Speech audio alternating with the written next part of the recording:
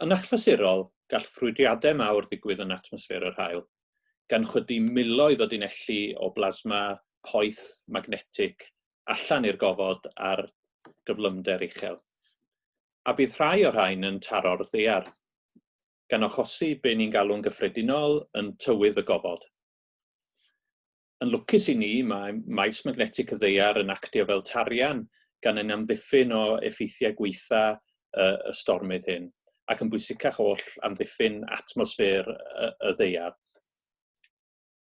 Wrth i'r stormydd hitio maes magnetig y ddaear, mae'r maes magnetig yn ysgwyd, a mae hyn yn gallu achosi problemau anferthol i'n systemau technoleg ni, megis GPS, llongau gofod a gridiau pŵer.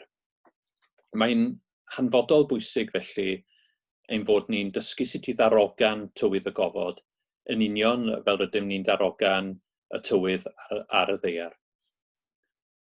Mae'r prosiect newydd yma yn cael ei arwain yn Aberystwyth, a'r bwriad yw darparu set o feddalwedd newydd i'r swyddfa dywydd ym Mhrydain, gan ei alluogi nhw i ddarogan tywydd y gofod.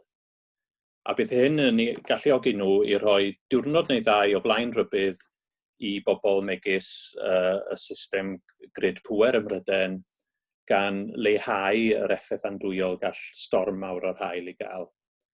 Dyn ni'n falch iawn o fod yn rhan o'r prosiect newydd yma. Mae'n brosiect cyffrous a eitha unigryw, a'n gobeithio yn y degawdau i ddod, a bydd ni'n gallu darogan tywydd y gofod gystal â dyn ni'n gallu darogan y tywydd ar y ddaear.